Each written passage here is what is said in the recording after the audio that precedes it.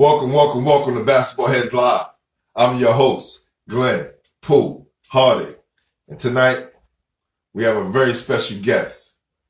This basketball head is an Al Xavier Lutheran great and Iona College Hall of Fame inductee. He was a versatile player, able to play multiple positions, whether it was high school, college, or tournaments at NYC. He made sure you got that work. He currently ranks 22nd all-time on the Gales career point scoring list with 1,232. At the time of his graduation, he was number 11th on the list. The two-time All-MAC performer served as team captain during the senior season. His squads earned MAC championships in 3 of the 4 years while he was at Iona. Those years was 1982, 84, and 85. And he was named a 4-time all-tournament performer as well as MAC tournament MVP his senior year. This basketball head also was named honorable mention All-American by Associated Press in 1985. He now serves as one of New York City's top referees and the director of the legendary Riverside Hawks basketball program. Without further ado, help me welcome to the show Al Xavier Lutheran great and Iona College legend, Anthony Tony Hargreaves. Y'all ready?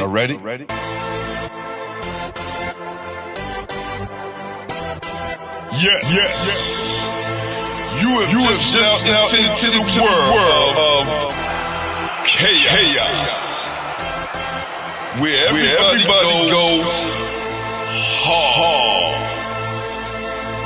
Come on. Go hard. Go hard. Go hard. Go hard. Go hard. Go hard. Or go home. Never back down. You gotta hold your own. Go hard. Go hard. Go hard. Go hard. Go hard. Go hard. East Coast. Go hard. West Coast. Go hard. Midwest. Go hard. Dirty. Happy up, everybody. Get online, buy your tickets, cause the game about to start. Yo, What's up, man? That's a hell of an intro. I kind of appreciate that, man. I'm glad you appreciate it, my G. I'm glad you appreciate it, man. Well, I'm glad everybody is joining in. Appreciate y'all joining in. I'm a humble person, as y'all well know. I'm not like the guy who brags about all he's done, but listening to what he said I did, I guess I did something right. That's about it. Man, listen. What's up, Barrow? You made a lot of people happy out there on the basketball court, and you sent a lot of guys home upset. So it all works, man. Thanks, Big Rob. I appreciate that. You know, I'm reading some of the streams that come across. I'm happy to see all these people join in. Hey, I do what I can do. If I'm getting a little bit of big ups for this, I can only be appreciative that everybody's at least acknowledging that I did something right. That's right, man. So I like to ask everybody who come on the show is who introduced you to the game. Hold on, say again. We'll make sure you're straight. You good? Good, I'm set now. All right. I like to ask everyone who come on the show who introduced you to the game. You know what? That's a good question. I had some mentors growing up. I grew up in the Bronx on East Tremont and Southern Boulevard. It was not known for the best place to grow up. As everybody probably knows, the Bronx back in the 70s and 80s was kind of tough. A gentleman named Arthur Cryer, he used to run a program called Tremont Improvement Program, TIP. And if you joined the program, you had to participate in every sport offered. And then whichever one you did the best in was going to be your highlighted sport. So I tried boxing first because I figured I'm from the Bronx. I had 200 fights already. I'm 12 years old. I got to be one of the toughest guys in the world. So I get into the ring with the gloves, the giant gloves, and 3 seconds in, I threw my first punch and it connected. I was like, yo, this is cake. This is easy. Boom, the dude took the punch, Spanish cat. Next thing you know, he gave me the 1, 2, 3. I was laid out. Everybody said, this is not the sport for you. So after 10 minutes and I woke up, they brought me to the baseball field and I started playing baseball. I was a pretty good baseball player. And then finally somebody said we're short one basketball player to do something. And I went to the courts, and for some reason, my left hand worked for me, and everybody said, this might be the sport that you're going to get out the city, get out the hood, and do something with your life. So I stuck with basketball for the most part. And Arthur Cryer, I owe him a lot of credit to that. Ray Hodge, he grabbed me when I was 14 years old. Wow, is that amazing? Somebody just said, Cynthia and Ray, it couldn't have been more better time. I made a Look US at that. Youth Games. Look at that. It's amazing. That is truly remarkable. U.S. Youth Games back in the day, you had to go to City Hall and get on a bus and go wherever the state was. Ours was, where did we go? Oh, where did we go? I forgot where we went. But we got on the bus, and the next thing you know, we're up there, and we played against Enos Watley. And I realized that I was not as good as I thought I was. He flipped us like we was, and then I figured he was ringing, and lo and behold, I realized he was my age. He was just that good. He had all those country cats killing us. It was cool, though. The experience, I would never trade for anything in the world. So that's two of the people that kind of gave me my start to the sport. And, of course, my parents. They ultra supportive. My dad always made sure that I got to the parks, and my mother always would go there with me. So those are the people I guess I have to give the most credit to because they supported me throughout the whole thing. And I know I'm leaving out a whole bunch of people. So forgive me for those who know that I left out some people. So if you remember who they were, please toss it in the group chat. Give them a big up.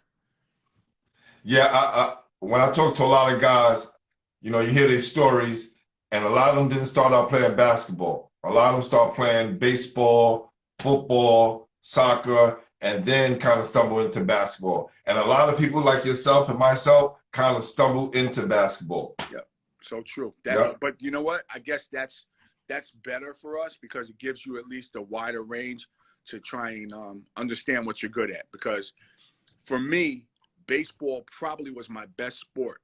I was really a really good baseball player, but the way it's situated in the city, in the Bronx, there's a limit. Like, we would not have made it to the World Series of baseball. It would have just been a local thing, and it would have just been a seasonal thing. Basketball at least let me see what the world was all about. It gave me a chance to see what travel basketball was all about. And then I went to Riverside Church when I was like 13 years old and started playing there. We definitely gonna get there. We're gonna definitely get to there. So when you got to, well, let's just say this.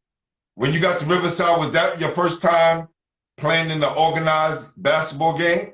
Well, Tremont Improvement Program, because you had to play in a series of games to see what it was. And then it moved on to Hoe Avenue Boys Club, where I actually did grow up. So I have to give them a big up as well, because those people, a group of them, actually kept me off the streets when I was growing up and made sure that I was put in good situations. A PS44 and PS129, if everybody knows about the public school system, I didn't go there, but they had the outside courts. Back to you, Bobby. I'll give love to you too, bro.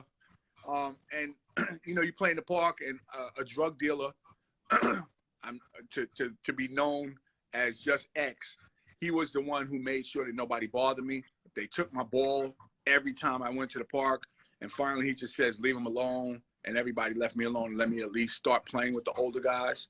As everybody knows, when you're young, they took your ball and they made you sit on the side and watch, and you were lucky they gave you your ball back. So, you know, all those cats that molded me, it served a purpose. So, you know, it is what it is. You hope that you can groom some of these young cats to not have to go through that and give them a better venue to play at and a better idea about what life is and what it could be. And that's why I went back to Riverside after I had graduated out of my time there as a player, and then went to college. And that's when Eggman, who actually was a Riverside coach, he and a couple other guys always said, you should go to Iona because that's going to be a solid place for you. So I went with all the local guys. There were 8 freshmen that came in with my class, and it was just tremendous that a lot of them were city guys. Troy Truesdale, rest in peace. Rory Grimes, who went to school in Vermont. And then Gary and Steve are the most popular people, and they were there waiting for us when we got there. So we were known as the we definitely gonna get there, man. But I want to go back a little bit more, right? Go. What was your first game like? Right? Ooh, What was your first game, your first basketball? What was that experience like? it was rough. I remember it because back then the referees really didn't call a lot of fouls, and Tell it, tell it. and lo and behold, you learn to play street ball right away. So I came in the game, and next thing you know, the first thing I did was took a jump shot, and it missed. And then the coach took me out and said, "Yo, you're not gonna play long if you're gonna shoot and miss." I was like, "I only took one shot. Like what?" And then he said, "Well, you'll figure it out somehow." And the next thing you know, I started driving to the basket. I scored some buckets. The next thing you know, I'm laid up in the fence, and I'm getting the oohs and the ahs because everybody's like, "He still scored, and he's laid up in the fence." I started vibing off of it. Next thing you know, I became the left-hand bandit, so to speak. So at the early age of 13, 12, 11, or whatever time frame it was, that first game was rough for me, but it taught me a valuable lesson. And then we went to the Webster PAL, where I learned from an old cat named Dennis, because he definitely, and he never said a word. He just always would hit me and punch me and kick me and everything else and say, "When are you going to shoot the ball? Because you're not going to score a layup. I'm 3 times your age. I want to stay on the court, so you better figure it out." Lo and behold, he forced me to get a half a jump shot.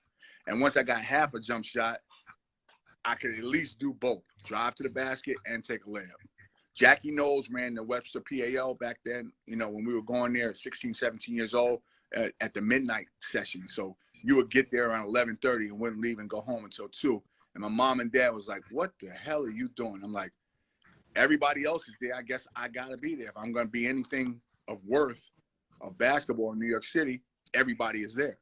So I come home at 2 in the morning on a Tuesday, Wednesday, or Thursday, wake up for school in the morning, and my parents were like, "I guess this is what you want to do." So it just got better and better as the days passed. I never was that good. I never thought I was that good. But what it did teach me is that the toughness of New York at least gives you some ability that you just don't naturally learn. You have to have it put in you. So it's called heart. And if you grew up in New York City, if you don't have heart, you won't play very long. So Bergen Broncos. No, that's so true, man. You speaking wisdom right there, man, because that's important. And I think a lot of youngsters and guys need to hear that, man, because that experience teaches you something a little different. Yep, it's so true. And somebody just put in the group chat, "How did Sam Worthington influence your game?" He was my mentor. So without Sam, I probably would not have learned how to play at the professional level because he was already there. He was a person who I don't even know what word to describe, but he was a person who taught you how to play the game the right way by showing me. And I remember I was at St. Mary's Park in St. Mary's gym one night, just hanging out because it was the older guys playing, and the ref didn't show up. So of course I'm sitting in the stands, and they said, "Tone, can you ref the game?" And I'm like, "There's no way. I'm not refing the game. I don't know what the hell I'm doing." And lo and behold, I wound up doing it because enough pressure came on me, and now I'm refing the game. And Sam is like just offensive fouling everybody to death, but out of respect, I never said anything because it's like, I'm not calling out on Sam. That's Sam Worthington. And he then walked up to me at halftime and says, "If you don't learn to make calls, somebody's going to get hurt." And I'm like, "Well, it ain't going to be me. I'm not even supposed to be doing this." And he said, "No, it could be you or the other guy because I'm not going to stop." And lo and behold, I called a foul on him. And he said, "Finally, you're getting it."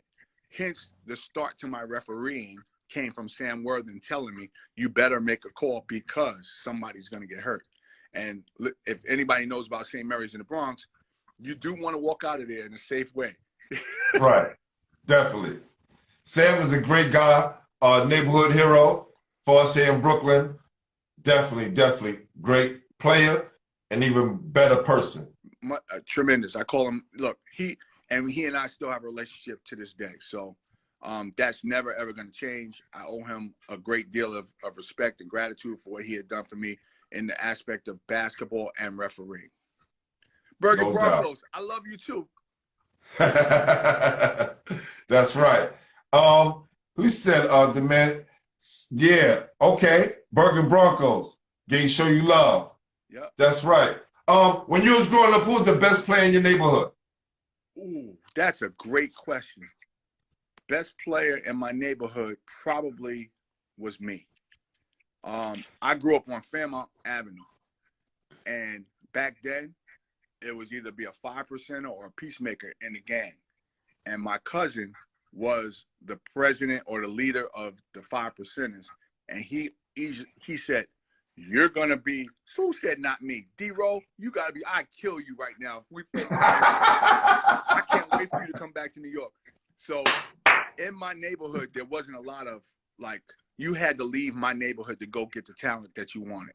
I grew up in where Billy Goodwin, Derek Godfrey, West Farm Square, PS 167. For those who know the Bronx real well, geez, the gray beard. Thanks, I appreciate that. Molest. And everybody in our neighborhood really just always left the neighborhood and went to Harlem to play, or they went to. We really didn't go to Brooklyn a lot, but you would definitely go uptown to the Valley because the tournament was up there, and there was a tournament called RYA. To be honest with you, I wish that there would be a group of people together one day just to sit and talk about all the old tournaments that took place. Oh, we're definitely gonna do that. We're gonna do that, and we're also gonna have a group discussion on who was the best class. I put that post up there the other day. Oh, you don't have to. It was my class by far. You don't have to even go any further. Yeah, that's exactly what we're talking about. Because Ephraim Whitehead started this a long time ago when I interviewed him last year. And then my guy and myself, we was actually talking about it. And then I was discussing again with Eric Hicks over at Game Over. So it's just been a long discussion. We definitely need to do that. Yeah, and I'll make sure you're down with that, yo, for I sure. Just wanna, look, to me, what you're doing right now is bringing everybody back together. It's a slow process because you don't even know how many people need to be attracted to your forum.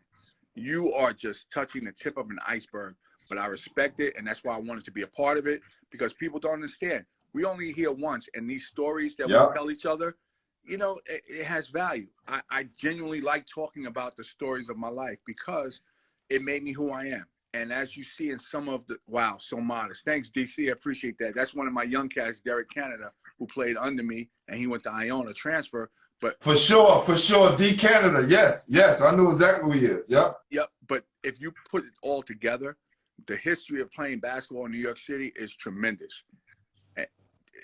Wow, is that Gene Smith from Georgetown? Doug Wade. See, this is what I mean. It's growing by the numbers, There's no end to this. And some of the people who don't know because they don't live in the state anymore or just didn't know to follow, if we can get everybody on at the same time, that'd be about a 12-day discussion. But that's to be real, because we don't know who's still around. And I hope everybody's doing well. It's just tremendous. I value. Listen, hey Tom, last year, when I first started, or thinking about starting it, I watched Lamar Odom on Drink Champs, and this is no slight to them because they have an awesome platform. But I always ask people, how do people know about us, ball players? Before we do anything else, before we become rap stars, movie stars, we were ball players first. Yeah, so true. So when I saw they wasn't talking about anything of Lamar's accomplishments, I was like, wow, we need a home or a platform where guys can come and feel safe to talk about their stories. Yep. And I feel like they're going to be set up for a scandal. Look, it's therapeutic for some. Some people, you know, they need to talk. They need to be reconnected with who they grew up with. They need to know that they're still around. So, like I said before, there's tremendous value in doing things like this. And I just hope that everybody gets a chance to participate in it, because I'm enjoying myself right now, just being reconnected to so many people. Oh, man, this is dope. And we're gonna go back here because I got some things to share with you, brother. All right. So what parks in the Bronx had the most action? We could go and get some good run. Well, back in the day, it was the Valley, uptown. That was one of the hot parks that we would play because they had the tournament. Crackers Whack Park on 125th Street, it wasn't called that. It was called Citywide Park, and then it changed names. And of course, the Rucker, 155th. It's changed names. It's changed, you know, the way it does things. But back in the day, people don't realize I grew up in the 70s and the 80s. That was the drug world, basically. And back then, you really, really enjoyed, and so did the underground people, let's leave it at that, being part of the culture of basketball in New York City, and it was just natural. There was never, ever really beef. It was all love, and King Towers was a part of it. You know, it's just RYA, who people may not know about, Millbank, Minnesink, PS 129, PS 44, and I know who else? Where else? Uptown. See, I'm only just talking about Uptown because Brooklyn. Yeah, but that's all we need. That's all right now we need to talk about, because I done had guys up here from Brooklyn, Queens, Staten Island, Long Island, upstate, you name it. And I visited, well, I did videos on a Rucker, Soul in the Hole, Boys of Yesteryear. Yep. And I only went to Truman High School because I interviewed Ross Strickland. But I need to come up there in the springtime and visit some Bronx parks and do some videos out there and show some love. And I need to go out to Staten Island and Long Island. Ooh, see, but I don't even know whether those things exist anymore the way it used to. I hope it does, because that's the culture of New York City basketball. But Yeah. I just want to give a shout out to them and just possibly drive around and just say, yo, this used to be. I'm sure you'll capture a lot of places that used to have stuff. It's unfortunate that the kids nowadays, the generations have changed, and they just want to play in gyms with air conditioning. And that's what we've evolved into. I don't even think kids play outside as much as they used to. No. But And it's become a stigma. It becomes stigmatized kind of, Tom. Yep. Playing outside. Look, You know, I hear guys talking about, you know, the guys in California, they have gyms, and this is why they're doing so well. And I was like, well, we never really had gyms. We always played outside. and that made you who you were, because you know what? We didn't. If you wanted to play 2 games back to back, you better win one, because if you lost a game, you'd be out in the park just sitting there for like 3 or 4 hours, if not longer, trying to wait for the next game if you really were a ball player. That rite of passage. Vince, why you? I know it existed in the Bronx. Everybody had to go through that. The older guys would play, Yep. and you had to kind of work your way on the court. And depending how good you were, you get to come back or stay. Or if you lose, somebody would pick you up.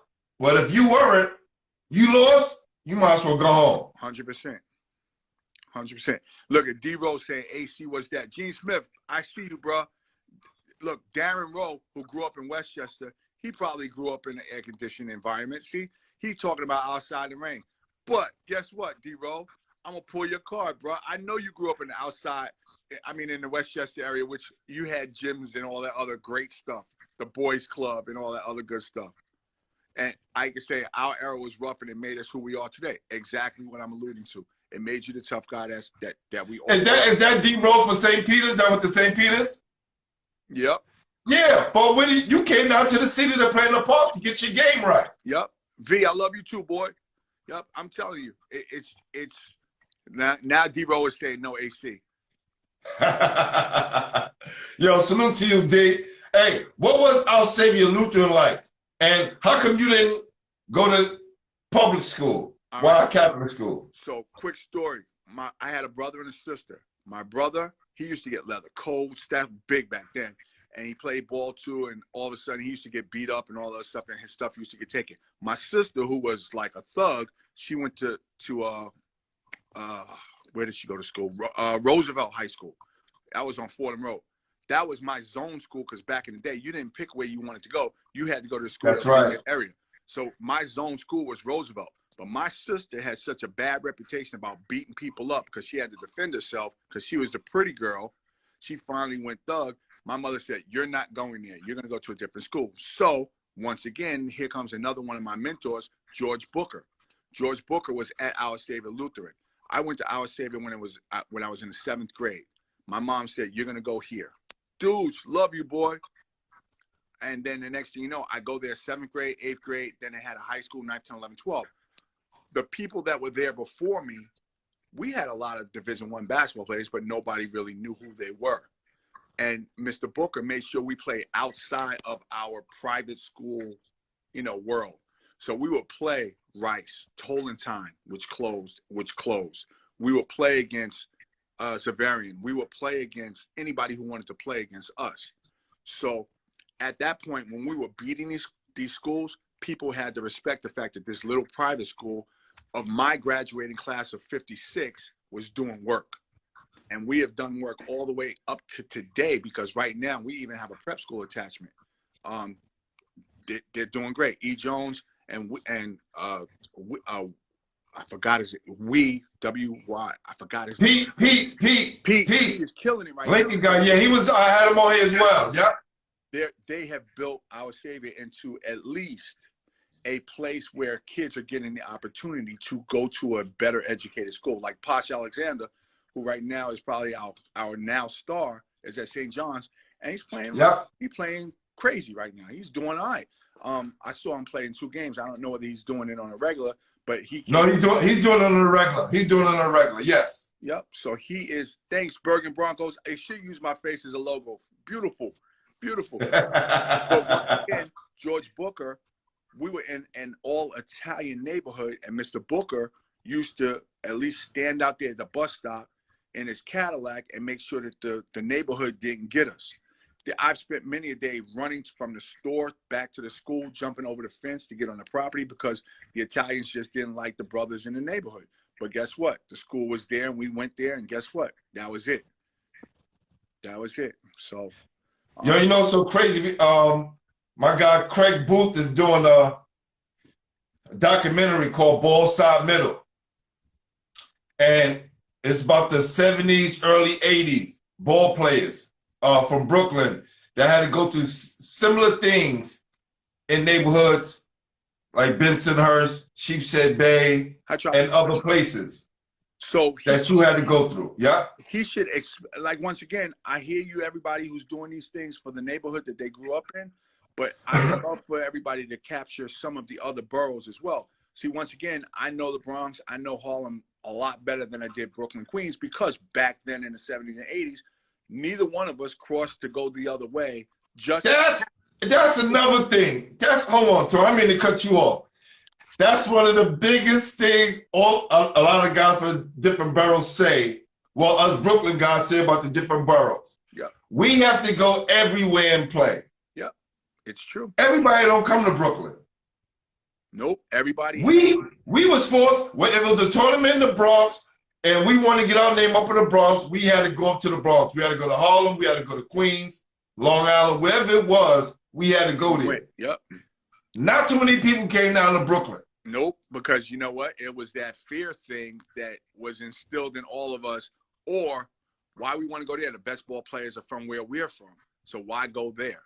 Or finally, citywide was the tournament that made everybody go someplace outside where they were used to going.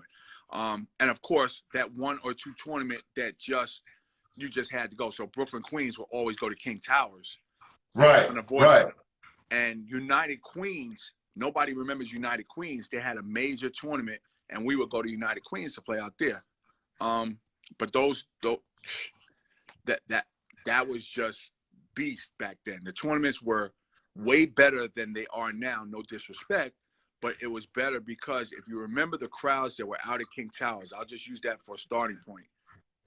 If you saw some footage of the people hanging out the windows and the trees watching games, much like the Rucker, you will know that probably was the most dominant places to go play ball. Now, I'm not knocking Brooklyn, Queens, Staten Island, and Long Island and Westchester, but I don't think they had the same capacity to hold the amount of people that Uptown had. Well, we had one place here. We had one place here in Brevoort, the Brevoort Coliseum. I remember Brevoort, yep. Right? So in the 70s and 80s, filled to capacity. Yep, I remember that. But see, remember, that's the one. Can you go a second? Yeah, it was just one. That was the one place that can hold that many people. Yes. So Uptown, we just had, by design, more space because I guess more projects than Brooklyn did in a dumb sort of way, because the way it was designed, we had a basketball court right in the center of 12 projects around where Brooklyn may have a basketball court and it had 4 or 5. I don't Yep. know, but that's what I probably remember. No, Brevoort is the only place that has this in Brooklyn. Yep. Yep, Prime Time for Live, Doug Wade. And also, First of all, nobody mentioned prime time yet till we get there. Trust me. fair enough. And then We gonna get there, bro. So, Tom, yes. when you was at Our Savior Lutheran, right? Uh-huh. Who were some of the guys that was on your team, man? Who was your toughest competition? Tolentine Rice, Long Island Lutheran with Wayne McCoy, Mike Milligan, Mike Milligan. Bash in Brooklyn. We had a Lutheran tournament. People don't even know. Back then, Long Island Lutheran, Our Savior Lutheran, Grace Lutheran, and I forgot the 4th Lutheran school. That tournament can compare to the same as a Catholic tournament or a public school tournament. You got to everybody went to the school where their folks told them to go. It wasn't like right now where kids can kind of pick the high school they want to go to and unify and just create the one school, or everyone didn't live in the same. On the super teams, right? Yeah. Super teams in high school. We kind of went there so that it was Tony Hargraves plus 2 other kids, plus maybe 3 other kids playing against like a Wayne McCoy, who, for those who don't remember, Wayne McCoy was like 6'7", a beast. He was the baby Darryl Dawkins of his era.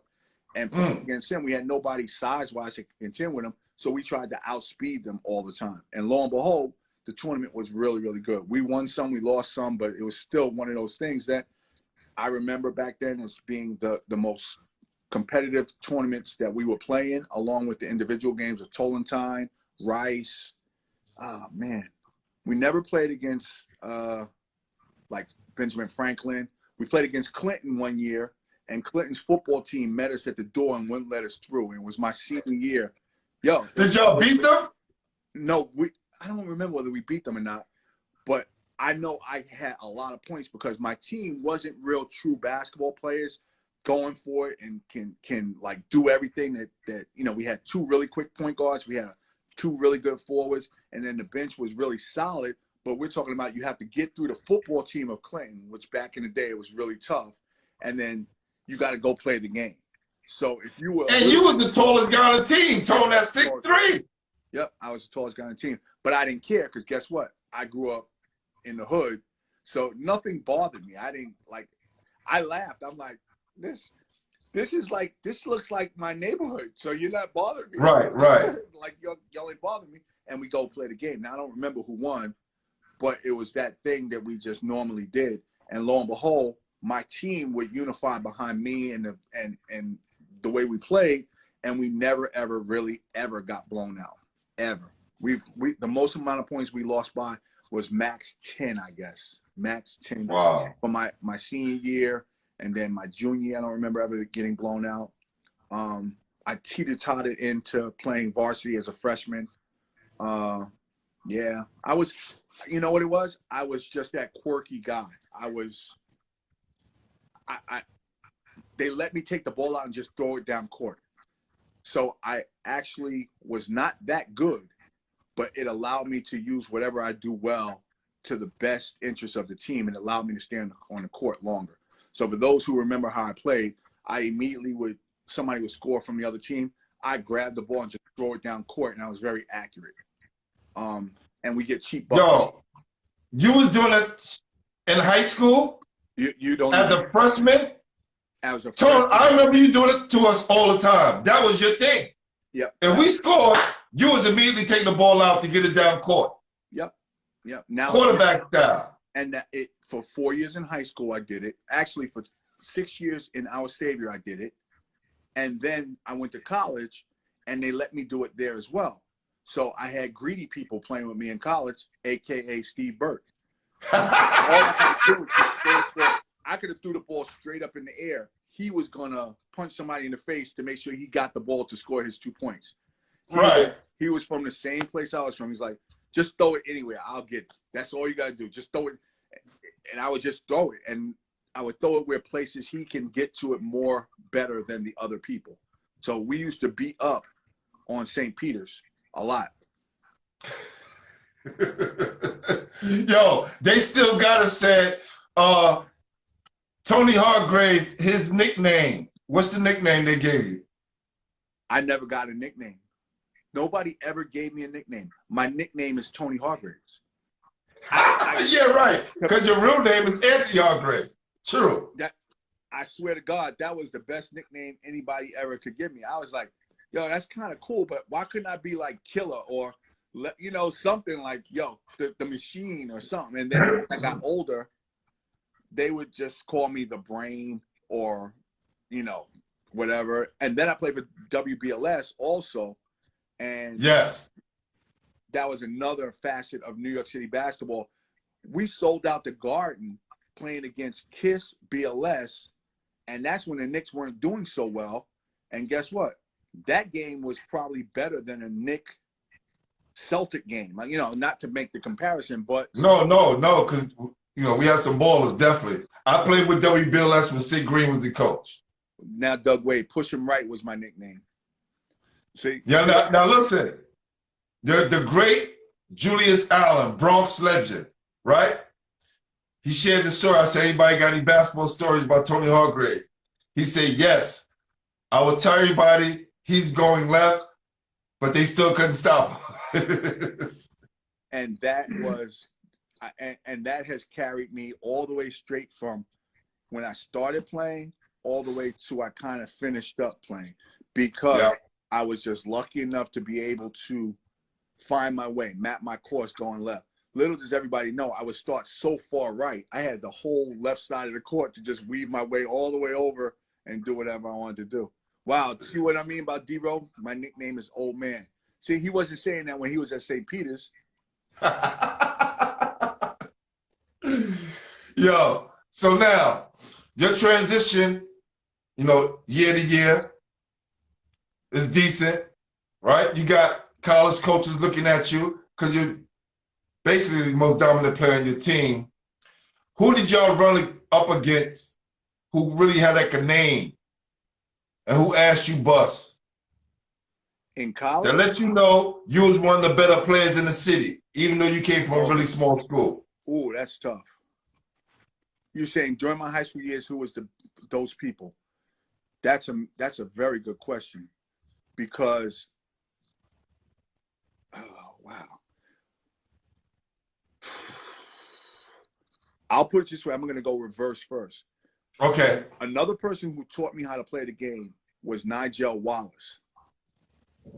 Nigel Wallace taught me you can go left all you want, and he let me go, and he reached over my shoulder and stole the ball to me in the Boston shootout.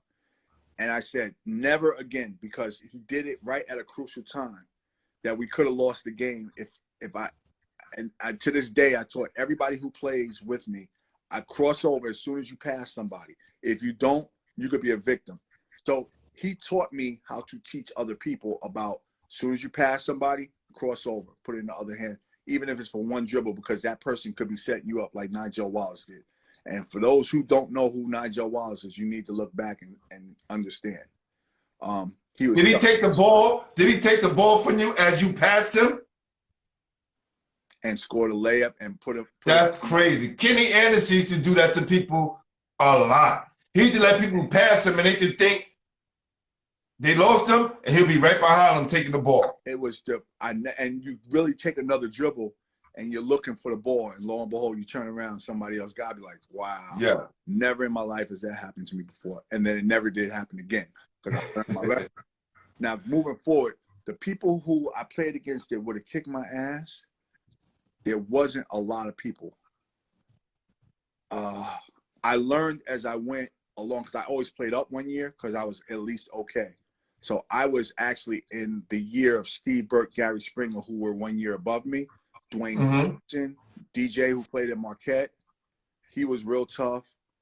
Pete Edwards was real tough. He played against us.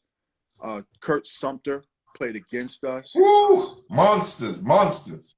I learned the lesson against the White brothers at West 4th Street, because it wasn't it wasn't that they were good, but there was 24 of them, because there was 5 on the court and the others in the stands. And if you wasn't a man, you was gonna get thumped out. But I never got down. I was like, y'all don't understand. been beat up before, and have beaten up people. So all of that tough guy stuff don't fly with me. I don't care. Tommy Starks is another person. Mario Ellie was another person. Vernon Moore, Cosell Brown, Ice Reynolds. Hold on. Let's slow down, because this guy Cosell Brown, you know, I had Ice up here early on. Ice was on the show, talked about Cosell. So many other people mention this guy's name. I never seen him play, ever. Because he really stuck in his Brooklyn roots. Like, he would move around, but Cosell was just a silent killer. He really didn't, you would never even pay attention to him, but if you check the box scores, let's call it, even though we never did that back in the day, Cosell really did kill you. Kurt Sumter was the same way. Quiet assassins. I seen him do it, but I seen him during his pro-am days, right? But once Cosell went down to Oak Hill, kind of disappeared, and we lost track of him. Yep. People don't. So I never got a chance to see him play. But his name in 2021 still ringing bells. How about there was a player named Abjack? Nobody would remember this guy. I didn't play against him because he was a lot older. Now I was a thug. Thank you. But Abjack was somebody who you would feel. Pookie Wilson was another one. Oh yes, definitely. Fat Daddy Seen him in Sadler, action. Bill Sadler, Fat Daddy Sadler, Ronnie Williams.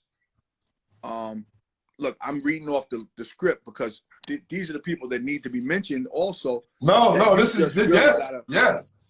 And we're not even, these are just the Brooklyn, Harlem, Bronx cats. We really ain't even touching the surface about how the Westchester cats, Lowe's Moore, Gus Williams, the McCrae brothers, Scooter and Rodney, Dancing Dooge. Somebody just threw another name in there. Dooge was somebody. Listen, I reached out to Doogie. I'm glad you're on Instagram, brother. At the time I reached out to him, he was like, I ain't on Instagram and no social media. Yeah. Salute to you, brother. But that's probably why a lot of people will never, ever, you have to actually take your time and teach us how to use this thing. Because we had to do a 10-minute teaching session for me to understand exactly how to be live Instagram, because I'm just old. Now, I do this now. I ask anyone, I do a test before we go on, so you know what to do. Yeah, I started to do that. Somebody put Alabama in there. Yo, I'm telling you, this list is tremendous. I would love to have Richie Adams, Howie Hudson with his crossover, his killer crossover. I don't know if they ever played against Howie Hudson with his crossover. Yeah, yo, bro, I was there. I was on the White Brothers team that we played against Shaw in the championship. I was in that Homeboys team. Yep, the Homeboys. See? I was the young guy who they was just giving the ball to. Unbelievable. Those guys. And at that game when Earl and Elmer, Ford, I was in that game. Anderson, yep.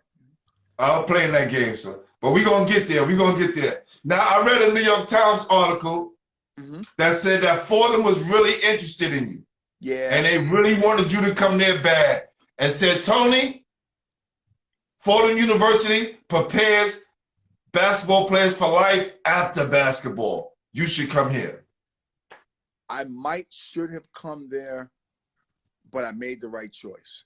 Yes, Fordham I think so too. Would have definitely been that school that may have supported you after basketball better than a lot of other schools, just because their alumni is probably a little bit more tight-knit. But the way I lived at Iona College and the alumni who had always supported me, I could not ask for better. They really tremendously went all out to make sure that we were comfortable during, just the fact that they would greet us and say hello and respectfully always say, you guys really are a great place for anybody to come to. You're making it an enjoyable time to play in this, generational time of 4 years. Remember, they had just lost Jeff Rulin, so they didn't know whether or not the school was going to continue to go downward. And remember, back then, there was no big ACC, Big East, Big Ten. All of that was just, you went to a college and you played a schedule. So the MAC was a new conference, just like the Big East to a certain degree. But the problem was that it didn't take off right away. But nobody wanted to play against schools in the MAC. Nobody, because guess what? they would have had to compete against some very, very talented people that were there. Army. Everyone can laugh at Army, but guess what? They were tough. They were tough. I remember. Kevin Houston led the nation Yep. in scoring out of Army his senior year. So people can judge whatever they want, but it was no. If I don't go to the ACC, I'm not going to go to the pros. No, check this out. The ACC could have got busted up by the MAC on any given day. Just like we played UNLV, we were down 17 in the Meadowlands at halftime. We came back and beat them by 17 with Sid Green, Richie Adams, Tarkanian Son. We went out to San Francisco. We played against Quentin Daly. We played an Alaska shootout against Ohio State. That was my first college game. We won that game. Ohio State was ranked in the country at that point. If Jeff Ruland would have stuck around for the time that he would have been there, could you imagine, for those who know these names, Jeff Ruland, Gary Springer, Steve Burt as the most popular people, those three alone with the weight they carried, along with myself, Troy Truesdale, Rory Grimes, and the other people who people don't really know, that team would have easily have been a top 10 team to contend with in the entire country. They had just beaten Louisville with Jeff Ruland and crew. So if they were, So Jeff left after his junior year. remember he left early. I don't remember whether it was his junior year or he would have had at least the 2-year span, I believe. Wow. That would have let us been freshmen, and he would have been there. But even still, if he would have stayed the 1 more year, it would have been him, Gary, and Steve playing together. Somehow the grouping would have been still strong, because I played with a gentleman named Mike Ice and Kevin Vesey, who were 6'11" and 6'11" as well. And I think that Jeff was in that class. Word Gene. Wow. But you get what I mean about the people that Yeah. are there. Richie Simmons, everyone's saying that Alex English went to Iona College and he should have been a pro. That's later. Alex English Jr., by the way. That was later on down the line. But we still attracted the people who could have made it to the NBA at that small school.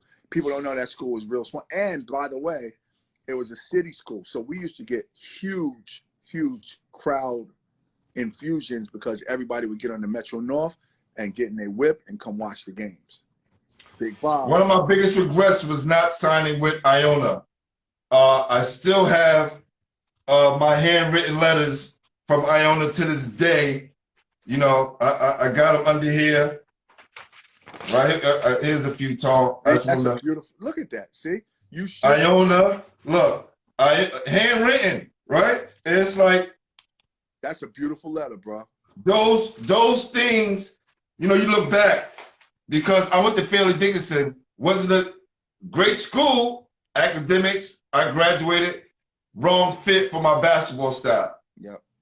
And when I hear a lot of guys talk about they can go to, you know, good schools, even some of the guys who at Duke and Kentucky and North Carolina, they go to these programs to find out they're not the basketball fit. And that's part of the whole, yes, like the whole everything, developmental cycle all the way straight through from high school to college. You want to go to a school that fits the way you play. I went to Iona College because it allowed me to take the ball out and throw it down court. You gave me a bigger court to throw the ball down court. Don't do that. and Gene Smith is saying Tony in the Big East would have been nuts. Once again, there goes that thing, a Georgetown guy saying we would have at least competed against them pretty well.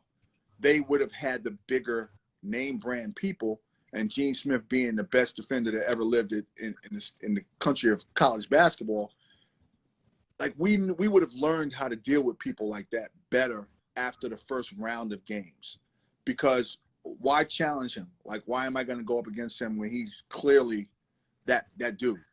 You just toggle the ball back and forth and eliminate him being part of that stop of the game. And then now you got to deal with part two, which is the bigs. Now we had Troy Truesdale, who was just in the air. Nobody really wanted to mess with him. He was just that dude in the air. He was a beast. He was a beast. Wallace showed the beast. Yes. His body was just a pro body.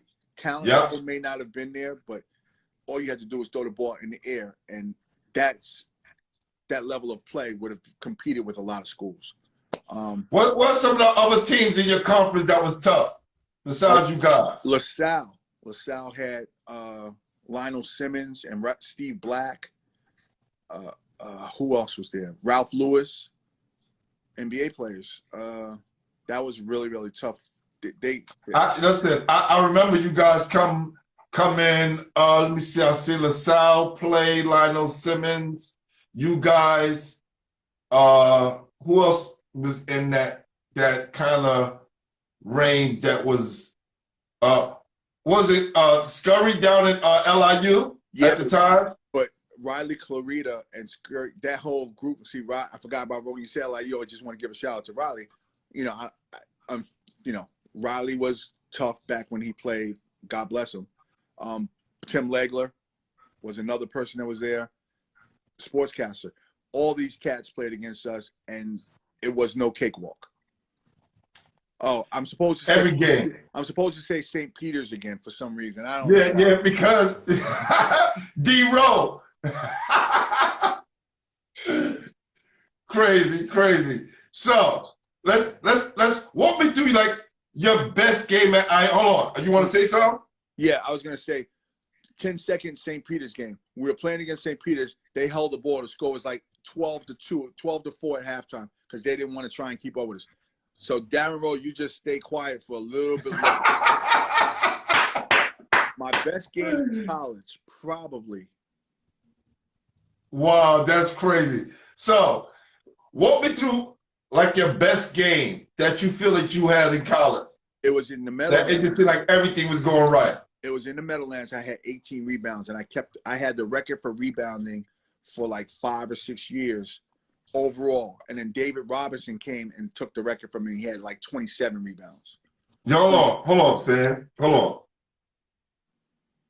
Yeah. At 6'3", I had the record in the Meadowlands for the most rebounds in a game for like 3, 4, 5 years. I don't know the exact time frame, but I remember reading that, and I was like, oh, it's still there. That's it. And people don't realize how hard 18 rebounds. To get 18 rebounds is not easy. I don't care what level you playing on. No shot clock. And no three-pointers. See, once again, people don't realize when I played, it was so long ago, we didn't have three-pointers and there was no shot clock. So everybody who played back then, we were working with teams like St. Peter's who would hold the ball and try and win games. Look. 4 corners. Look, think back. Who used to go 4 corners and kill everybody? North Carolina. They'd be up. That's right. And go 4 corners, and it just whatever.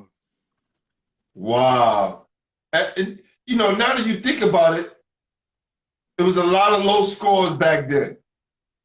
Yep. And and this is why they put the shot clock in to speed up the game a little bit. Yep. That's crazy. So you had 18. Was it against UNLV? No, I don't remember who it was against. I don't think it was against UNLV, but I played well. I was a consistent straight line ball player. I never really had that game that I would just go in the locker room and go, damn, I was just that bad. I always would get 10 points, 6 rebounds, 6 assists. Like I was a straight line player. Everything floated up and down, but I never really like had that death game. And I stayed in the court a long time for multiple reasons. I stayed in the court because I defended well. And yes. I always threw the ball long. So I might have not thrown the assist pass down court, but I threw over the press to half court, which led to a 2-on-1, and that next person would get the assist. So I made the game easier for everybody, I guess, in a dumb sort of way, and I blocked a lot of shots. So if you look at the stats at Iona that I have, you'll probably see a little bit of everything. You'll see block shots,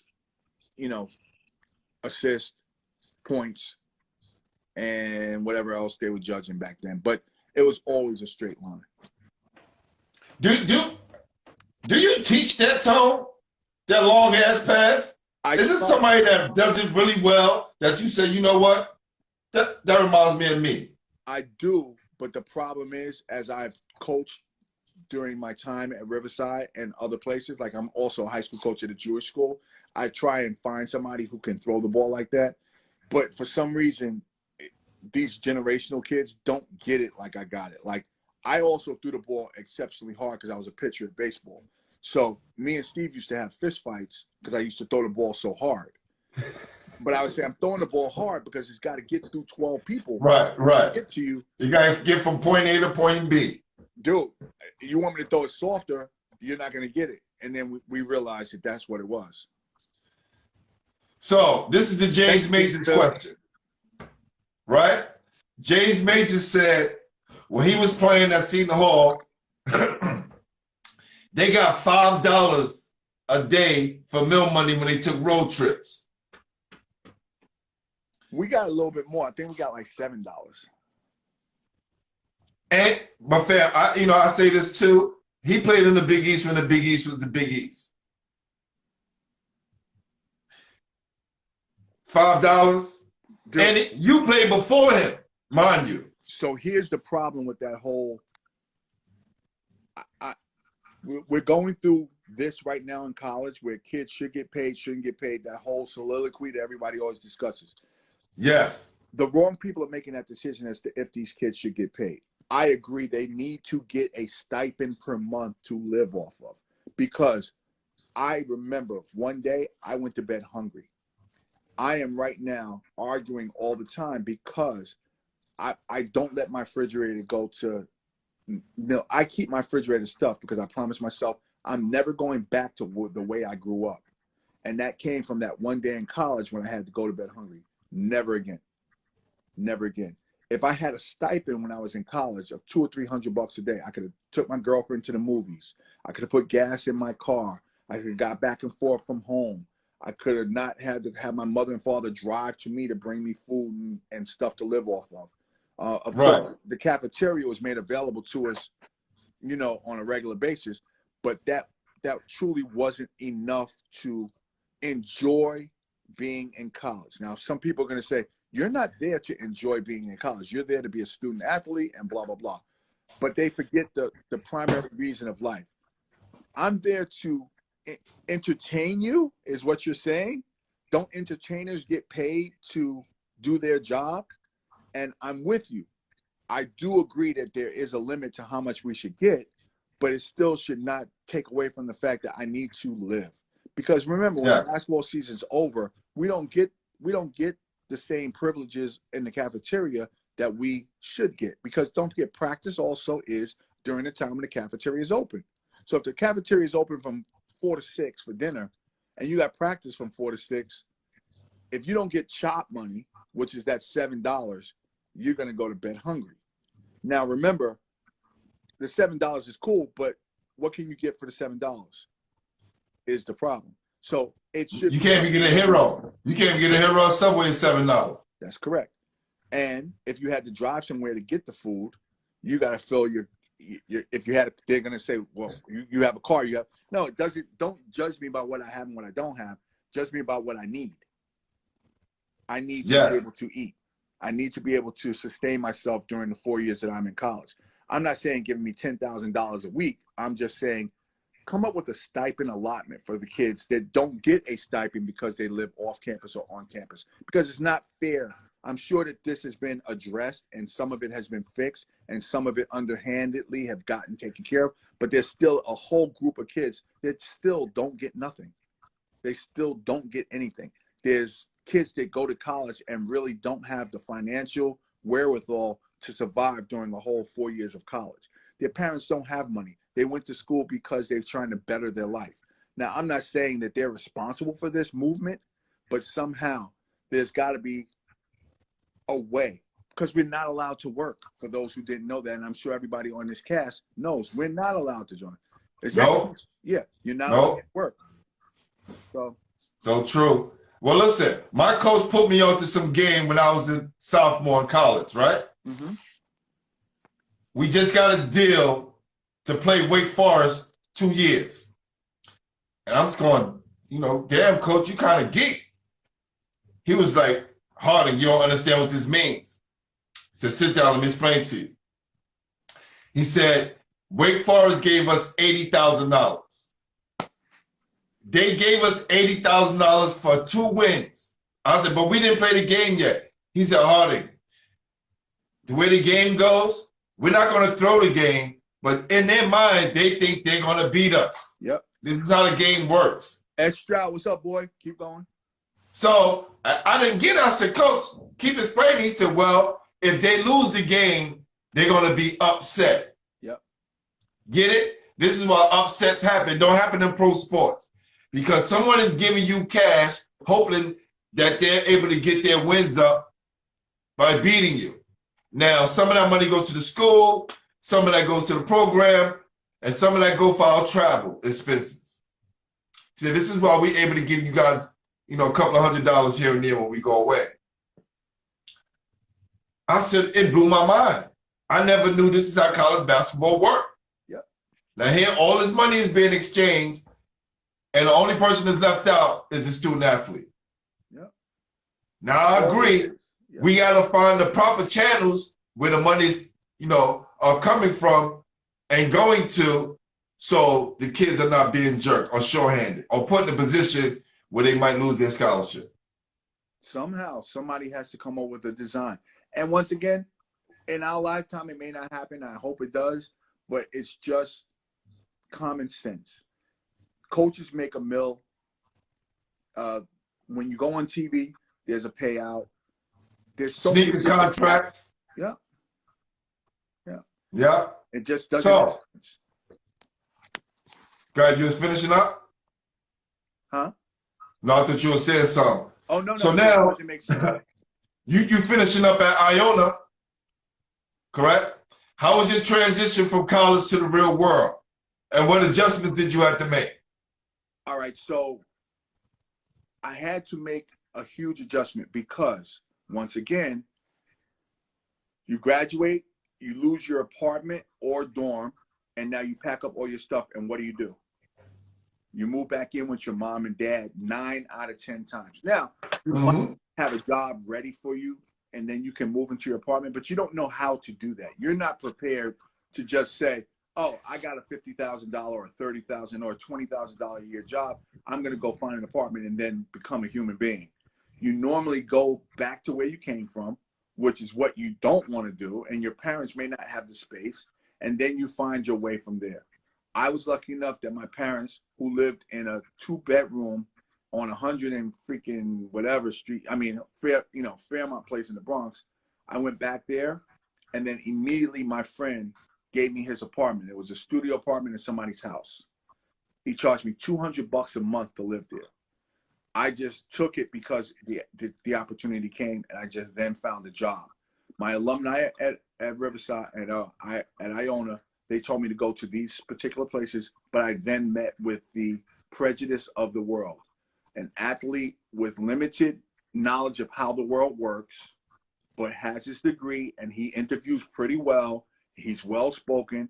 They just don't give you the job, and I'm competing against everybody else on the planet. I got lucky. I did interview well enough to go to Bear Stearns. At Bear Stearns, I got a job. I interviewed with the wrong person. I was supposed to interview with the guy that was going to give me the job, basically. He said, I graduated from Iona, I'm going to give you the game, but he wasn't available today, so I had to go somebody else. I got the job, and then I finally could pay my rent. I could buy food. I could pay for my car, blah, blah, blah. And I was driving a Granada. If anybody wants to look up Granada, that was bad. That was the worst car possible. But it let me get around. And then finally, I was situated as a grown-up. The transition was very, very real for me, but I was mature enough to be able to handle it, and that's why I try and teach the kids that I coach and tutor and mentor now that don't expect anything from anybody. You have to map your own course. Ask for help if you need it. Don't think that you know it all, because you don't, and just try your best to be a human being and get your degree. That's the bottom line. I wanted to keep playing, so I went overseas and played for a little while. I met some of the people that we've been talking about, and then the rest of it fell into play. I played for the Harlem Wizards. I went overseas. I played USBL, which was the G League nowadays. Right. The CBA. What else? The Harlem Wizards. But you get what I mean. And that generated income for me through being able to play in different things. The Pro-Am was available to me, and everybody else was cool. No, I'm not there anymore. I work at Riverside. But all of those little avenues kept putting money in my pocket, and I played in the sports that I love. And I also played against 9 times out of 10 these cats who are on the stream, because they still play ball, and we were all in the same age category. So we played against each other in tournaments that allowed us to play against each other. the Pro-Am allowed Eastern League. They allowed us to go and play against each other, and the Pro-Am let us play against Chicago, blah, blah, blah. And then we played on TV in the Houston, California, New York, and Chicago 4 thing on ESPN. I was lucky enough to play in that. You know, all of those things kept me in the know and let everybody know I'm still around and all that other good stuff. I have a friend called Shoulda, Coulda, Woulda that I hate. I shoulda went to Phoenix and tried out. I coulda went to Phoenix and tried out. My agent didn't do what he was supposed to do to solidify that. Shoulda, coulda, and I woulda maybe have made the team. Maybe. Everybody knows that maybe is a 0.25%, but you're not going to make it not being there. Wow. So that's my. I never knew that. I knew a lot of other things. I didn't know that one. Yeah, I don't talk about it often just because it was said, you're not going to get drafted, but you're invited. Because if we draft you, you have to come here. You don't have the opportunity to go anywhere else. And then, of course, we were doing the after ball thing. We went to the Knicks and played against the Knicks in the training camp. You know, that whole world of basketball that just kept evolving for us. It was cool. Thanks, Doug Wade. Appreciate that. Oh, man. Some of the things that you went through that kind of made you into the person you are today, that made you determined to want to be on your own and find your way. The reason why I asked the transition question, because a lot of people don't know what ball players or athletes go through after playing basketball and putting down the ball, then going to the real world and having people look at you in a different way because you have no experience. Yep. You wasn't able to go to school and work like other people. And that puts you at a disadvantage. And it can put you in front of someone who probably don't like you because you come from that world. I'll put it to you this way. I never cared who liked me and didn't like me, because if you're liked by everybody, there's a reason why. You're either being taken advantage of because you're just doing too much for everybody, and that's why they like you. And they don't like you because jealousy kicks in sometimes, or you're doing a lot right that they could not do. So I'm looking at it from the standpoint, my transition from being the Tony Hargraves from Our Savior Lutheran to Iona to after that, the people who respect me are the ones that matter to me most. I earned the respect that I got. I didn't ask for it. I did not, do anything outside the norm. I earned it. And transitionally, that's what everybody should aspire to do. A lot people are not gonna. I made it an inch away from the pros. I garner the same respect from the guy who never even played basketball. We're all from New York City. We all grew up together. I respect the guy who was in the park. I respect the Jackie Knowles who got injured when he was 16 years old, who helped 200,000 people from the day I met him to now get someplace or try to get someplace. So transitionally, people need to understand, don't be jealous of somebody who stepped forward and done the right things. I'm lucky. I grew up way worse than, I wish I could show you the building in which I grew up in. It was a double-sided building with 100 apartments on the left, 100 apartments on the right. I was one of the last 4 families to leave the building. 4 families in a 200 apartment building. I lived in apartment 5A. So I don't want to hear crap about, I'm jealous. Don't be jealous of me, and don't look at me as anything better than what I am. I came from way worse than you came from, probably, because I'm not comparing. I'm lucky. I'm blessed. I learned lessons. I had mentors. I had people who guided me. All of that kicks in to make me who I am. I then gave back to people who were looking for a team, friendship, brotherhood. And I never bother anybody. Like, my rule is, I'll tell anybody today, don't talk about me. That's the one thing don't do. Because when you talk about me, you bring the real me back out. Say what you want, but it better be true. Because I just expect decency and And because I'm in a position now where I'm trying to help kids get to a place from out of where they are. I don't need you saying Tone's an ass, Tone's this, Tone's that, because all you're doing is deflating the image that I want kids to have about me, and trust the fact that I know what I'm doing and trying to get kids to a certain place. That supersedes all the bullshit that we've gone through growing up. Because if you're not helping kids, then let me help kids. If you're just being a negative Nelly, carry your ass back where you came from. Like, I don't need that around anything that I do, and you should just be by yourself being negative Nelly. Don't be jealous that I reached a certain pinnacle. I'm still me. I'm still the same person. If I would have made it to the pros, guess what? I'm the first one that would have been spending money on the boys. Because you know what? That's what it's supposed to be about. Like, how many people are fucking miserable, pardon me, Not good. and got millions of dollars, and it's about them. Like, yo, are you serious? You got 64 million in the bank. You don't give it away. You could possibly wake up dead the next day and you got 64 million in the bank. And what did you do for anybody?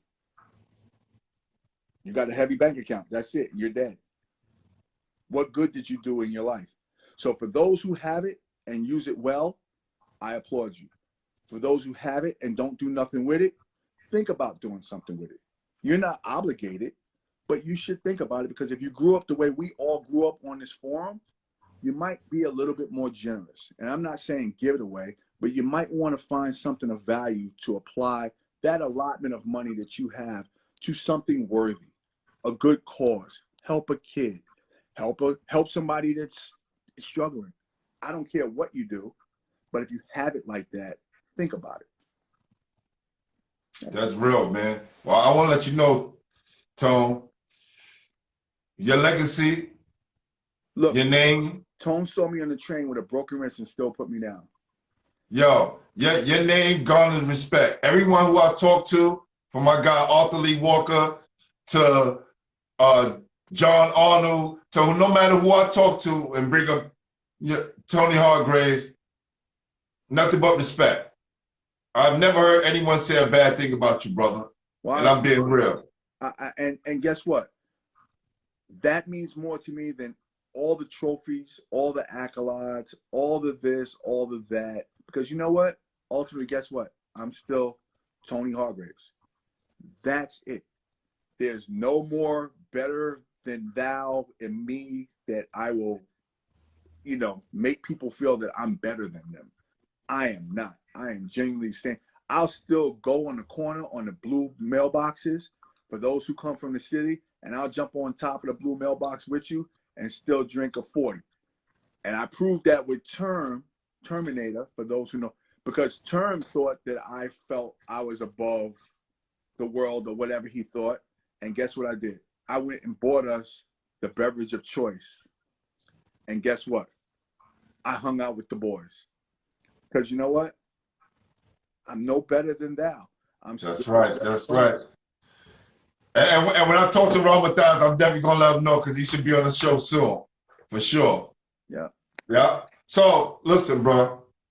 I know you said you wasn't better than nobody. And I know you said you don't think you're better than anybody, and I agree. But damn, I was pissed when we couldn't beat y'all. Not say couldn't, because something happened that changed the game during that West 4th championship game against Primetime versus the Homeboys. Now listen, I'm the young buck on the team, and we already knew y'all guys' pedigree. And I knew the battles that y'all had with the Homeboys years prior. Yep. So they just telling me, listen, young boy, if you want to play and be in the game, you got to play defense. We're going to give you the rock. You are young legs, but you got to play defense. And I was already a defensive dude. I'm from my pedigree from Lincoln, NCI. I was always the guy who held the best player. So that game, my job was holding Anthony Mason. Now,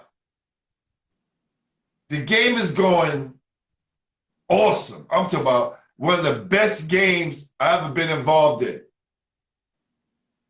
And then the incident with Earl and Elmer happened. Yep. And I had Earl on here as well, and I had Elmer on here as well. And me and Earl talked about it a little bit. He didn't get too much into it.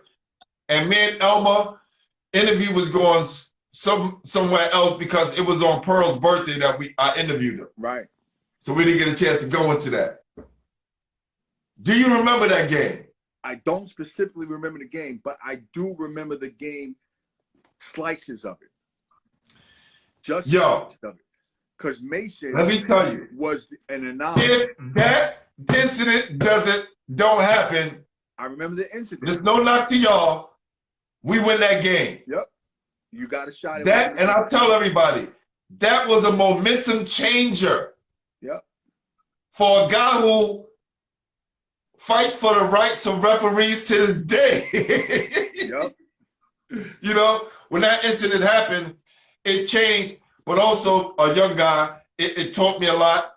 It taught me a lot about self-control. Yep. Knowing that this is just a game and not let your temper or your emotions get too far ahead of you.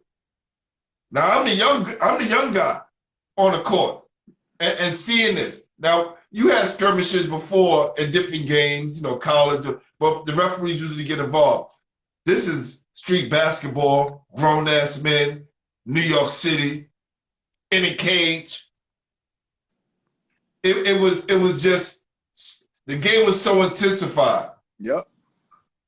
So being a young guy playing that game, you know, again, can you tell the people who was on your team? Because it's like a who's who of New York City basketball. Ooh. So my West 4th Street team, Anthony Mason, Kev Young. Forgot about Kev Young. Yes. Myself, Elmer, Pete Edwards, I think, was on that team by then. No, Pete Edwards wasn't on that team. Speedy Corey Williams. Speedy and little Corey Williams. Yes, little Corey Williams. Right, not Killer Corey, but no. little Corey Williams, who was a killer also. Nobody realized that kid could play. If he would have left college and tried to go overseas, he would have had a good run for a little bit.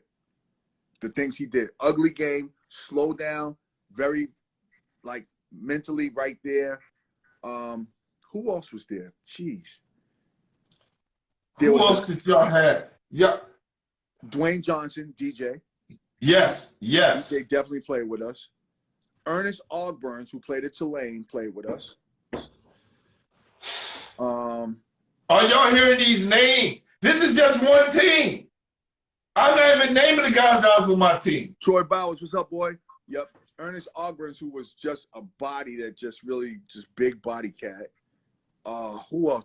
There was another guy. He was a dunking machine. Never talked. He's a mailman now. I forgot his real name. Oh, jeez. I wish James Ryan was on his phone because James Ryan knows every single. Doug Wade might know some more people by the way too. Yes. Doug and Wade, I know I just remember Earl, the White brothers, and Big John. John Harris, who was like Big John Harris. That was our go-to inside. Oh, he was tough as hell. God, jeez, I wish. But see, that's that thing. I would love to be able to get that, man. Just all those people that played with us, because that was a who's who of New York City basketball to the time. Vernon Moore. And Anthony Mason, it was like Anthony Mason's first year in the Knicks. Yep. Vernon Moore. Did I say Vernon Moore? No, Vernon Moore as well. Vernon Moore was a beast. Kev Young, wow. DJ, myself, Speedy, Corey. I'm old.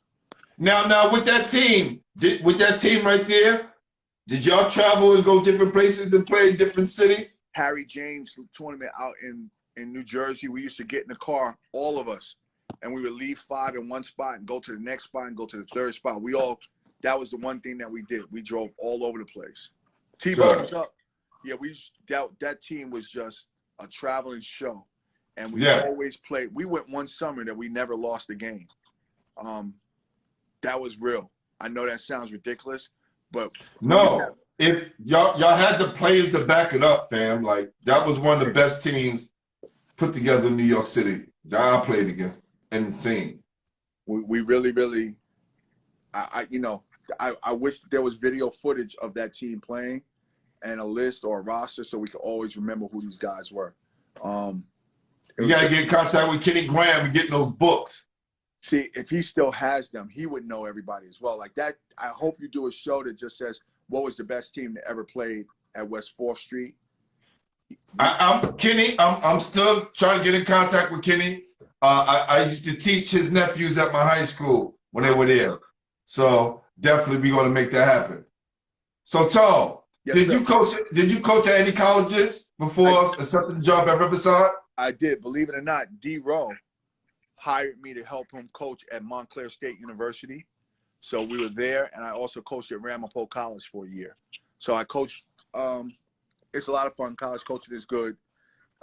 It's a lot more work than everybody thinks, but it has a great, tremendous value to what you learn about college basketball and process. It was a lot of fun. So now, you being a referee, you see a lot of basketball. I do. All right? How is New York City basketball looking these days? And can we get off life support soon?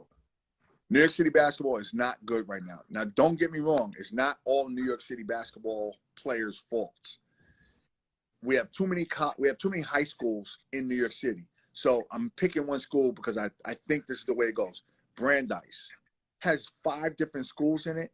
So does Truman up in the Bronx. They have 5 different schools in it. We have charter schools all over the place.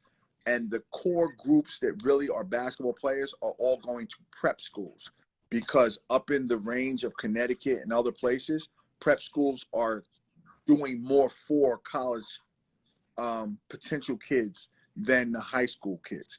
Now, you do have your pockets. I'm going to use South Shore, for instance, because I think they've run one city like 2 or 3 years in a row, like 2 years ago or something like that. Pardon me for not knowing it for sure, but I know that they were strong teams. But that school tried to just dominate New York City basketball as long as they could, and it works that way for the girls also. But everybody is leaving the Bronx, Manhattan, Queens, Brooklyn to go to South Shore to align themselves to play against anybody and go win states and stuff like that. That's fine. And South Shore got like 10 schools in it. Yeah. Well, there you go. If they want to do that, who can stop them? So be it. Blah, blah, blah.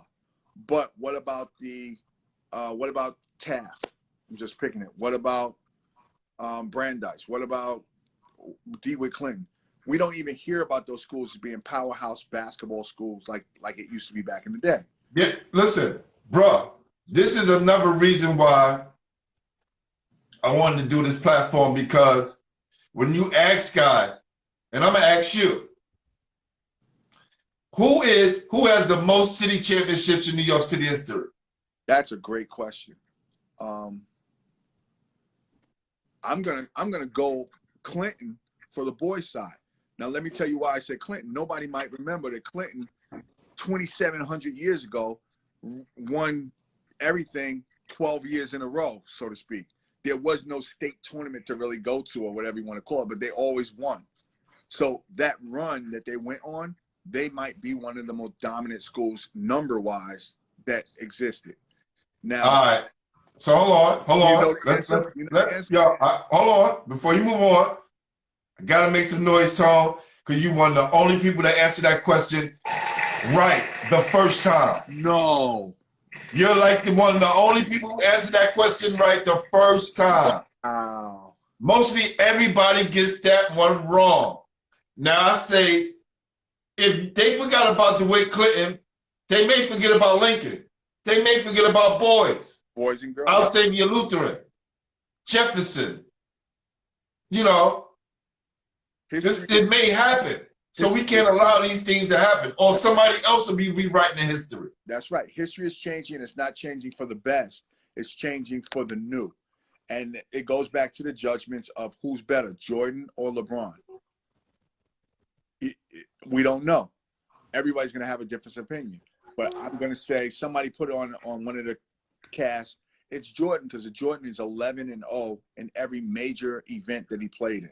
He went to the Olympics, he won. He went to overseas, he won. He went to the playoffs with the Bulls, he won. Like, he never lost. So he will hold the reign of best player until LeBron, let's just use him because he's probably next up, wins 2 more times, let's call it, and gets MVP in those 2 times.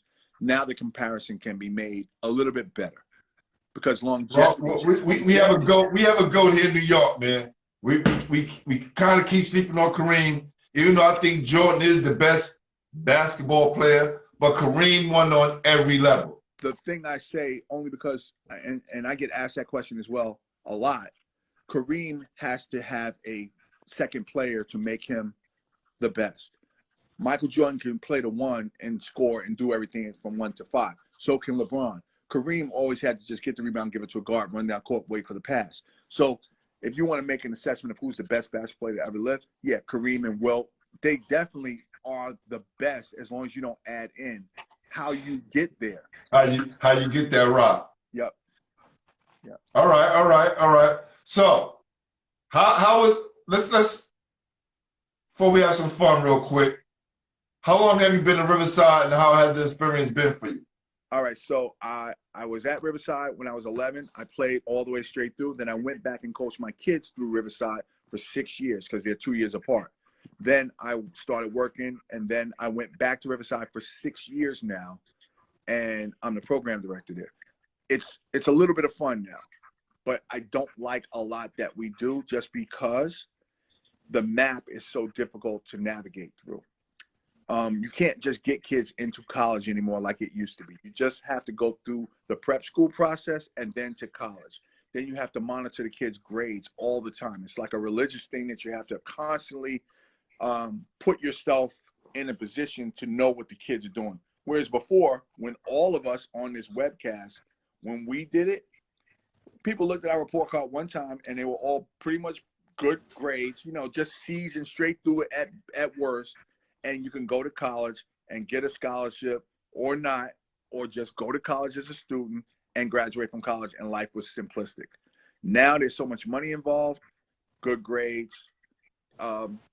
Overseas kids are coming here. You have to have an I-20 to get into schools if you're from Jamaica and Africa and stuff like that.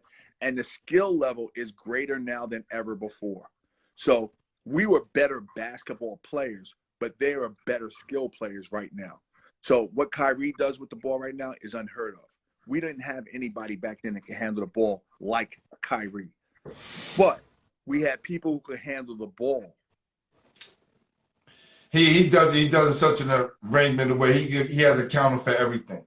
Yep. So we had players equal to him for that era, that generation, because you didn't have to do what he does. Like, what he's doing with the ball is just phenomenal. But as a referee, I see some of the things that referees could call, but they won't be refereeing much longer.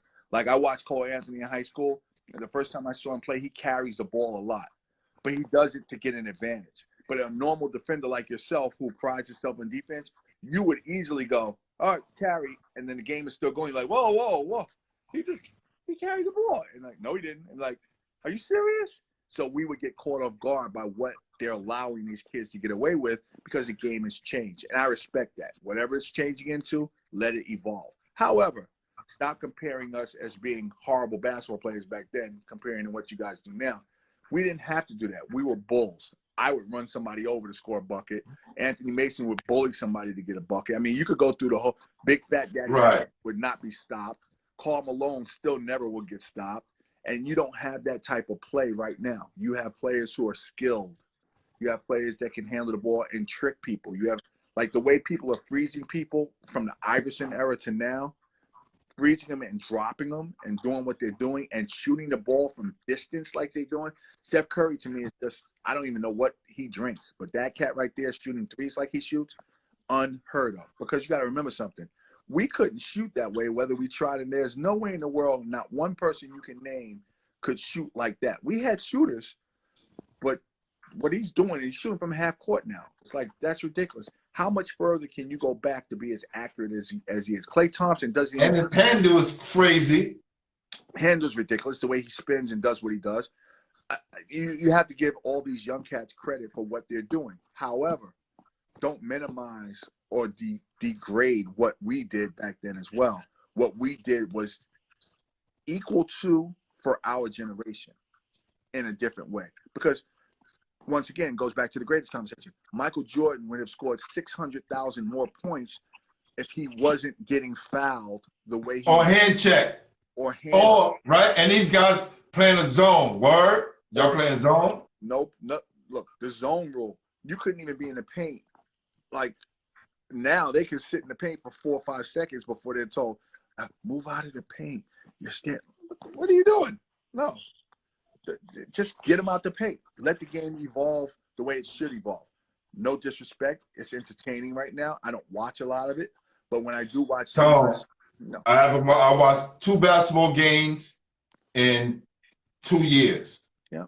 Just And for the simple fact, someone put up a post the other day. I think Denver was down 2 points with 5 seconds left.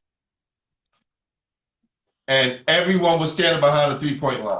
Yeah. I have the picture. Makes no sense. So here's another way to judge it. All-star games back in the day were competitive, go-get-'em type games. Now, don't get me wrong. From beginning to end, not just the fourth quarter. Now, it's the last 4 minutes of a game based on what's going on, and you let somebody show the dunk and all.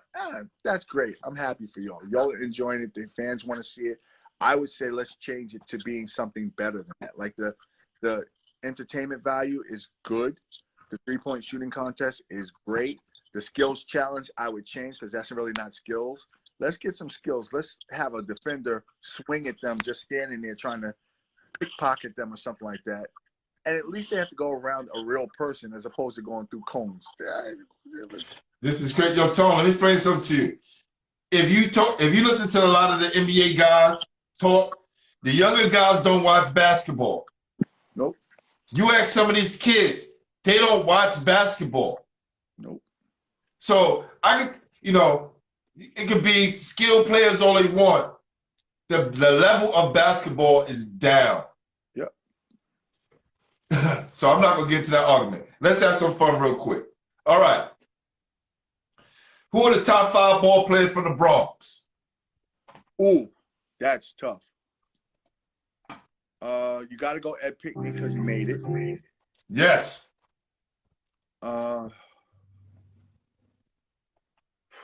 That's a tremendous question. See, Pookie Wilson lived in the Bronx. I would want to put him in the Bronx, but I don't know whether he's from the Bronx. Somebody said he might be from Far Rockaway. I'm not sure. Who that? Pookie Wilson. Pookie Wilson from Far Rockaway. Okay, so then I'm gonna go. Kareem Reed is from the Bronx. Then Kareem Reed is from Harlem. Let me see. I'll tell you right now.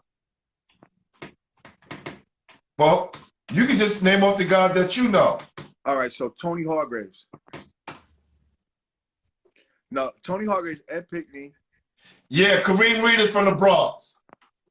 So Kareem did what he was supposed to do at Arkansas. So he got to get a little bit of a out of the hood, made it that far.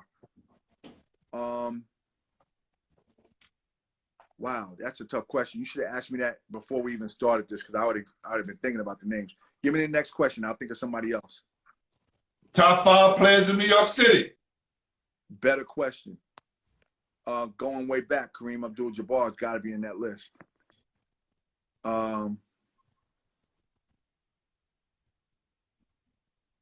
Wow, that's a good question. Wayne McCoy. Oh, you said no. You said New York City. So New York City. I'm gonna go. That's a hell of a question. New York City. Oh, Chris Mullin got to go in because he made it to the Olympic team, even though he might. Chris Mullin. Gary Springer because he won the Haggerty Award as a freshman, so he's got to be in there somewhere. Unfortunately, Steve Burt might be in there, but I'm not sure just because I notice it's like I only have a limited amount of time to think. But Steve made it to the league. He shouldn't have made it to the league because he's from Harlem. Skill-wise, he belonged in the league, but I'm just saying we just that he made it. He made it, my dude. Oh wow. So many. Yeah, there's too many to name because you know what it is. You can't really pinpoint who will because Ice Reynolds never comes up. No, just your 5. I try not to go into the argument. It's whoever they feel like their 5 is. All right, so I who I loved as ball players. Yes. Pete Edwards never got the respect he deserved, and he is a tough. Like you just not gonna walk up to Pete Edwards and take the ball from him. I respect. No him. doubt. Secret weapon. That's right. I've seen Vernon Moore rip his shirt off and then go get 20 in 10 seconds. I saw Speedy give everybody death during the course of the game with the way he played the game. Speedy Williams, my God, holla at me, please. So I got to throw him in there somewhere. Ed Pinckney made it. Ice Reynolds made it. The Scurry brothers, nobody ever brings them up in conversation. Richie Adams. Yes, Paul should be on here. Paul Scurry's always on the show. Say we're going to get Moses and Carey soon. Walter Berry probably belongs at the top 3 because nobody realizes that Walter Berry was the first person to go overseas and get $1 million contract in Greece. So regardless of what. And did it for a long time. And he's from the Bronx, so he goes in the Bronx best player. Facts. And I'm going to leave it at that because that covers a whole lot of Dexter Young. Nobody knows who Dexter Young was. He played at Clinton. Yes, we do. Yeah, Dexter Young. Fred Brown played at Georgetown. Yeah. He was a 6'5" point guard before there was really true point guards running around all over the place. Damn, that's a good. That's good, Tom. Top high school player you played against, the top college player you played against, and give me that pro that you played against. Okay, so Billy Ray Bates was a pro that I played against in a Harlem Week basketball tournament. He was the person who let me know that I wasn't as good as I thought I was because he jumped in the air so high, I didn't realize that people could jump that high. But the best player I ever played against was Michael Jordan and the Garden in '84. That was my best person that goes there. For college, the best player I ever played against probably was a guy named Quentin Daly. He lit us up. But I'm gonna go to Wichita State team because they put us all in a box. Xavier McDaniel, Cliff Livingston, and there was a third one in Bug Eye. That group right there, we were winning the game at Wichita, and then for some reason they came out at halftime, and that was the first time I felt like a little kid playing against grown-ass men. Wow. That was really a bad set for me. And then Enos Watley, when I was in high school, I played against him right before we got to high school in the youth games. I had no idea that people played that well, and he taught me a lesson at that juncture of my life as well. Wow. So, how do you stay in shape these days, Tom? I don't. I stay round, but I watch my eating. I eat a lot of junk food, but I have one meal a day and little small portions to make sure I don't overeat during that one portion. Me too. Yeah. All us old cats don't eat heavy all day long because that's right. That's all. It's okay to gain a little bit of weight, but make sure that you keep it under wraps. At our age, and a lot of water. And that's what I don't drink, unfortunately. But I do drink a lot of liquid. I'll drink juice all day. Like got to replace it with water, Tom, because juice too much sugar. My downfall right there. I'm with you, and I do eat salads. Good. Green stuff.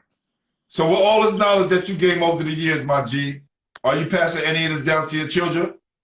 Both my sons gained all the knowledge. My oldest son is left-handed. He played exactly like I did in his college years at Dominican College. He is one of the only kids who got a triple-double at Dominican College. Wow. He had a decent career there. And my youngest son, who then followed him to Dominican College, both on scholarships, I got my greatest glory. I got a picture of both of them in the back court at the 2-1-2 zone, a picture with both of them in the front. with their arms out playing defense. At that That's point, dope. I couldn't have asked for a better script to my life. If I died right now, I could not have been more in a better, more cherished position to have played the sport, you know, gone to a place, coached my sons. They learned what they could learn, and then they went to college on scholarship, and they both played in the right way. My youngest son handles the ball.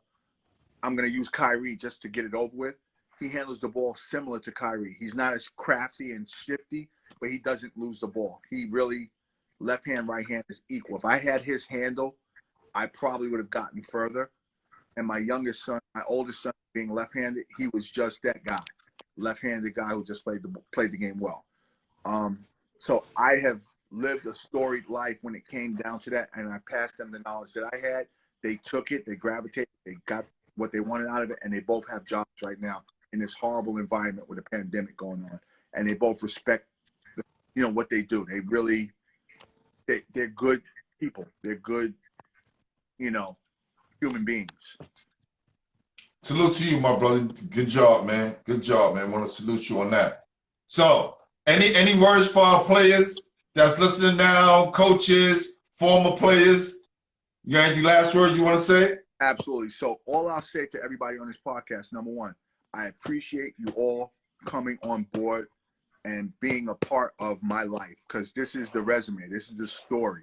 And I can always look back and say, I made it. To be respected in New York City in the annals of what we all do, and have people always say, Tone, I'm going to be on, or I respect you, and all of that stuff. That's the part that I will always hold and cherish. And to my dying day, I'll always say to everybody, thank you for letting me be who I was. And I mean that sincerely. Now, those who are around kids all the time, I'll say to you, you have a responsibility. I said it during the course of the podcast, but to go back a little bit, you have a responsibility to do your best to support those who don't have the support that, they need to not be what we grew up or potentially we're going to grow up to be.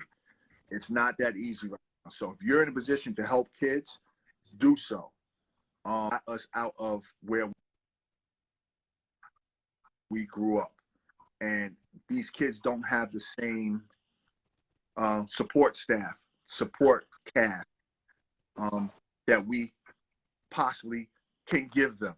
Because we probably didn't have it either, but we're now in positions that we can at least try to help them. Whether it's a conversation, whether it's financial, whether it's guidance, no matter what it is, just always give back. Because guess what? Someone should have done it for us, or somebody did it for us. And that's how I live my life. I really do tremendously appreciate everybody for always giving me my big ups. Because remember, I always felt that I didn't deserve to get as much out of the sport that I got. And I got enough out of the sport that I can look back and say, I was blessed. Well, you definitely a legend in the city, Tone. Just keep doing what you're doing, brother, and you're going to be around for a long time. And my artist didn't make it tonight, but I'm quite sure he's going to make your drawing, because, you see, yes, he usually comes and draws, but I think he maybe got caught up in traffic or whatever the case. Look, but I'll make sure I get that to you, brother. But here's the deal. Someone nominated you, right? Now it's your turn to nominate someone else. Tomorrow we got Jerry Powell tomorrow. The trainer, Jerry Powell, on tomorrow. Who do you want to nominate? Now, since you on, Tone, and bruh, knew you for a minute, you can nominate someone now and then call me 3 days later and be like, I got somebody else for you, G. So you just let me know when you're ready.